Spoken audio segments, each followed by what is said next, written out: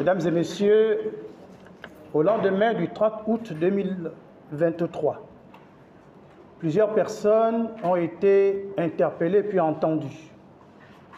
À l'issue des enquêtes préliminaires, le procureur de la République, près le tribunal de première instance de Libreville, ouvrait une information judiciaire contre 13 d'entre elles, dont Sylvie Marie-Aimée Valentin, épouse Bongo, et Noureddine Bongo Valentin, pour détournement des deniers publics, complicité de détournement des deniers publics, blanchiment de capitaux, complicité de blanchiment de capitaux, troubles aux opérations du collège électoral, corruption, concussion, usurpation de titres et de fonctions, faux usage de faux, recel, contrefaçon des imprimés officiels des institutions, contrefaçon du sceau de l'État et association de malfaiteurs.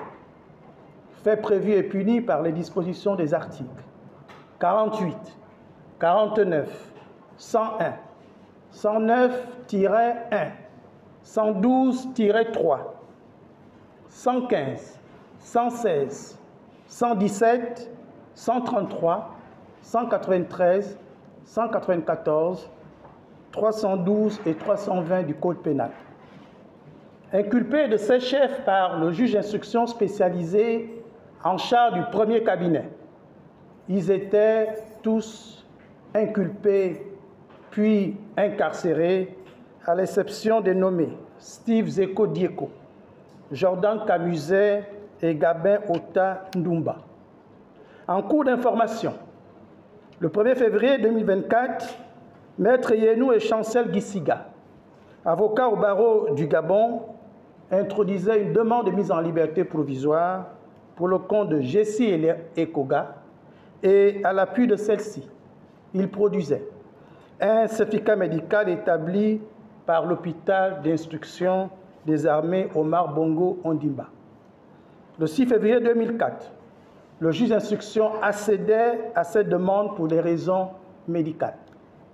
Le 10 avril 2025, le juge d'instruction clôturait son information judiciaire par une ordonnance de non-lieu partiel, de requalification et de transmission des pièces au parquet général. Le 28 avril 2025, l'entier dossier était transmis au procureur général aux fins de saisine de la chambre d'accusation.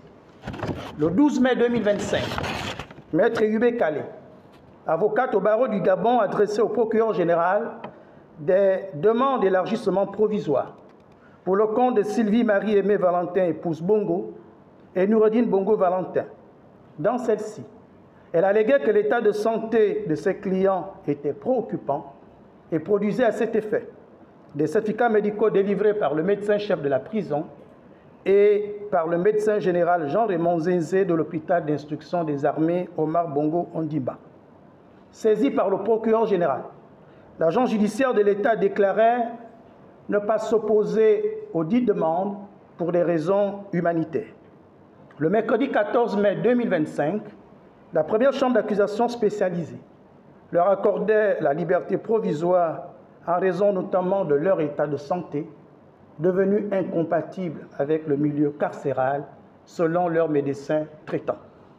Je tiens à rappeler que la liberté est le principe et la détention l'exception, et que cette mise en liberté provisoire, qui a été ordonnée pour des raisons médicales, s'inscrit dans le strict respect des dispositions des articles 132 et 143 du Code de procédure pénale. Enfin, je précise que cette décision de mise en liberté provisoire n'interrompt nullement le cours normal de la procédure qui se poursuivra jusqu'à la tenue d'un procès juste, transparent, équitable et dans les délais raisonnables. Je vous remercie.